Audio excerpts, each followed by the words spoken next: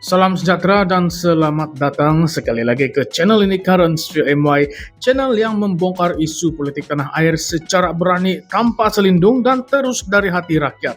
Pada video kali ini kita ingin membongkar satu isu yang cukup panas, cukup pedih dan mungkin akan menggoncang persepsi ramai orang, khususnya rakyat Sabah.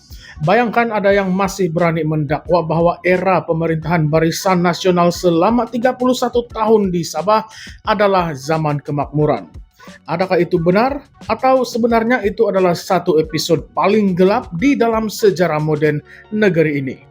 Baiklah, baru-baru ini Ketua UMNO Sabah Datuk Seri Bung Mokhtar Radin mengeluarkan kenyataan dalam Malay Mail yang menuduh ketidakstabilan politik dan kemunduran Sabah berpunca daripada pemerintahan parti-parti tempatan sebelum 1994. Dalam nada yang jelas yang mahu menyucikan sejarah Barisan Nasional, Bung Mokhtar mendakwa kononnya hanya Barisan Nasional yang membawa pembangunan dan kestabilan sebenar kepada Sabah. Tetapi, adakah ini benar-benar berpijak pada realiti? Kita kena tanya balik, siapa sebenarnya yang memperbodohkan siapa? Presiden Borneo Plight in Malaysia Foundation, Daniel John Jambun, tidak tunggu lama. Beliau tampil lantang menyanggah kenyataan Bung Mokhtar dalam satu artikel yang cukup tajam dan penuh dengan fakta. Katanya, dan saya petik, kesilapan politik paling besar dalam sejarah modern Sabah bukan perpaduan di bawah parti tempatan, tetapi apabila kita membenarkan Barisan Nasional memerintah Sabah selama 31 tahun. Memang satu kenyataan yang agak keras bagi saya. Tapi mari kita tengok sama ada kenyataan ini berasas atau tidak. Baiklah, kalau kita tengok sepanjang pemerintahan Barisan Nasional, Sabah bukan makin maju. Ya, ada pembangunan fisikal tetapi realitinya Sabah tetap kekal sebagai negeri termiskin di Malaysia. Menurut laporan Bank Dunia pada tahun 2020, kadar kemiskinan Sabah mencecah 19,5%, tertinggi di dalam negara. Dan kita kena ingat, ini berlaku walaupun Sabah kaya dengan hasil minyak, gas, balak, dan sumber asli yang lain. Jadi kemana hilangnya kekayaan itu? Coba bayangkan, dalam tempo 31 tahun itu berbilion ringgit didakwa dibolot melalui amalan rasuah dan juga penyelewengan. Kawasan luar bandar terus terpinggir, jalan raya berlubang-lubang, sekolah yang usang, hospital pula kekurangan kemudahan asas, air bersih pun tidak sampai, dan elektrik pun macam hidup segan mati tak mahu. Kalau inilah kita anggap pembangunan, maka ia adalah pembangunan tanpa maruah. Kita ini ibarat anak emas yang diseksa. Dan apabila Bung kata yang era Barisan Nasional membawa kestabilan, kita perlu ingat sejarah kejatuhan Parti Bersatu Sabah PBS pada tahun 1994. Itu bukan peralihan kuasa secara demokrasi. Itu adalah rampasan kuasa melalui lompat parti secara besar-besaran. Dengan campur tangan persekutuan dan pelaksanaan proyek IC. Ingat lagikah kes itu? Beribu-ribu orang asing diberi kerakyatan untuk menukar komposisi politik Sabah. RCI ataupun Suruhanjaya Siasatan Diraja pun sudah sahkan yang benda ini dalam laporannya pada tahun 2014. Tetapi sampai sekarang, siapa yang didakwa? Siapa yang dihukum? Tiada. Jawabannya tiada. Dan yang lebih menyakitkan hati lagi, Sabah dipolitikkan secara sistematik. Institusi awam diperkuda untuk tujuan politik.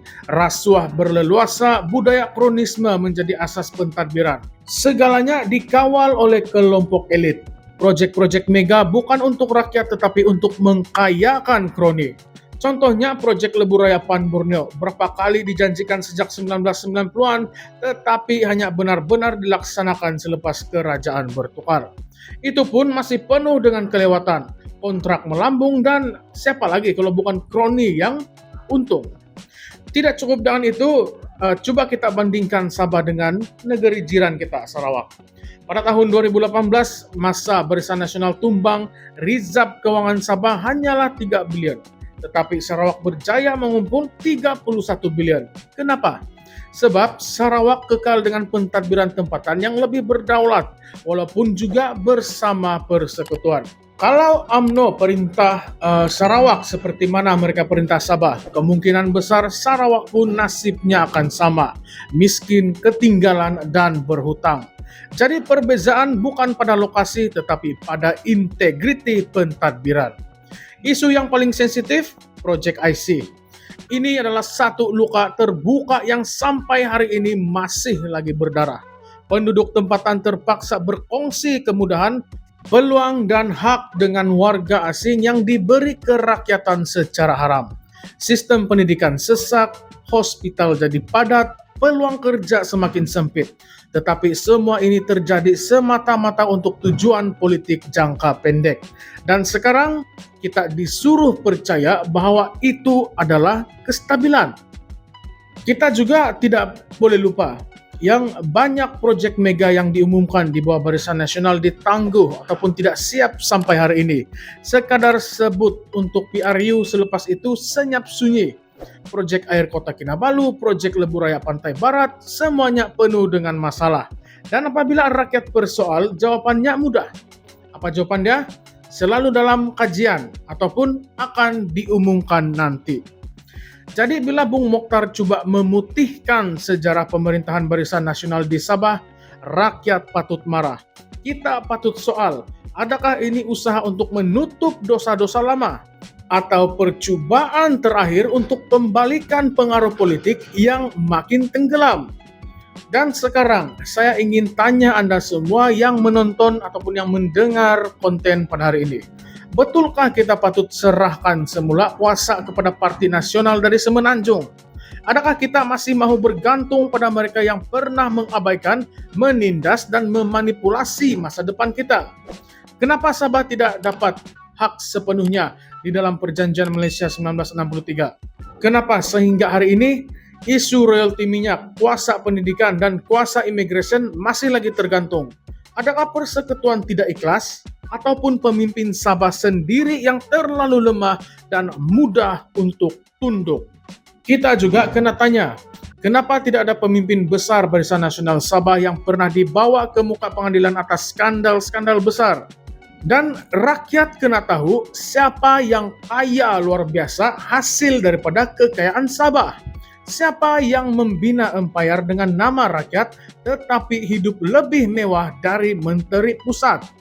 Dan persoalan terakhir, adakah rakyat Sabah bersedia untuk berdiri sendiri dengan kekuatan politik tempatan tanpa bergantung pada UMNO, BN, atau mana-mana parti dari luar negeri? Ataupun kita ini masih lagi takut untuk berubah? Jadi sahabat-sahabat Karens VMY, apakah pendapat Anda semua?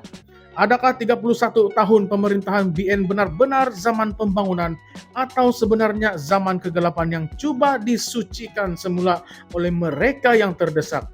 Coba komen di bawah. Jangan takut untuk luahkan pandangan Anda. Ini tanah kita. Ini masa depan anak-anak kita dan kita tidak boleh lagi diperbodohkan dengan retorik kosong dan sejarah yang diselewengkan. Baiklah, sebelum saya menamatkan video pada kali ini, jangan lupa untuk like, share, dan subscribe kepada channel ini Karens VMY untuk lebih banyak pendedahan panas dan analisis politik tanpa tapisan.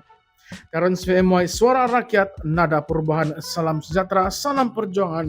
Sekian saja semua, terima kasih.